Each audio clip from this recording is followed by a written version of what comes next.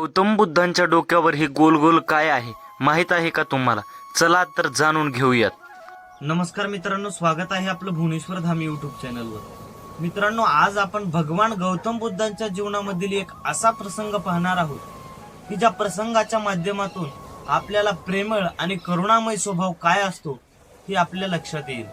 तर मित्रांनो, भगवान गौतम बुद्ध यांचं स्वरूप तर आपण सर्वांनी फोटोमध्ये पाहिलेलंच असेल. अतिशय दिव्य अशा प्रकारचं तेजस्वी रूप, समाधीस्थ अशा प्रकारचं रूप आपण सर्वांना पाहिलेलं असेल.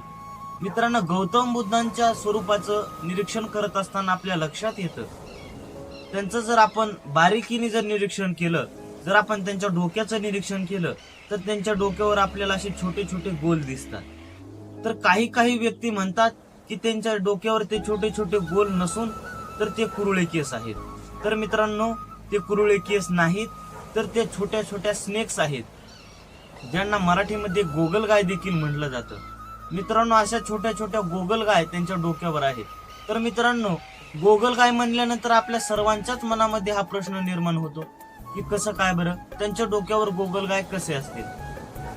तर मित्रांनो, याच प्रश्नाचं उत्तर आपण या प्रसंगातून पाहणार आहोत. मित्रांनो, एक वेळेस भगवान गौतम बुद्ध एका अरण्यामध्ये तपश्चर्या करण्याकरता बसलेले होते. त्या ठिकाणी ते दिव्य अशा प्रकारच्या समाधीमध्ये लीन झालेले होते.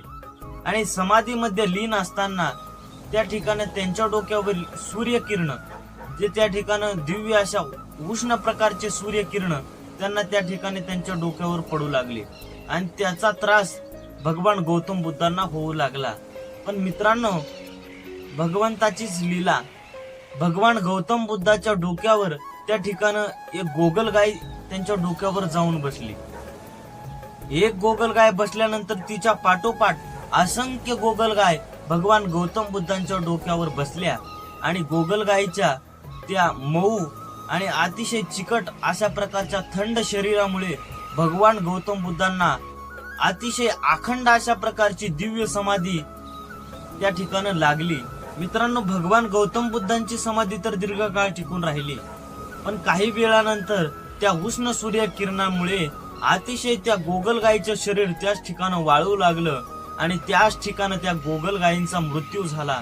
पण मित्रांनो, ज्या वेळेस भगवान गौतम बुद्धांची समाधी मोडली त्यावेळेस त्यांनी हा सर्व प्रकार पाहिला आणि त्यांना हा सर्व प्रकार समजला.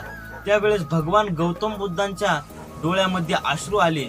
त्या स्नेक्सचं, त्या ठिकाणी त्या गोगलगायीचा प्रेमळ आणि करुणामय स्वभाव पाहून अतिशय त्या ठिकाणी त्या गौतम बुद्धांचं हृदय भरून आलं.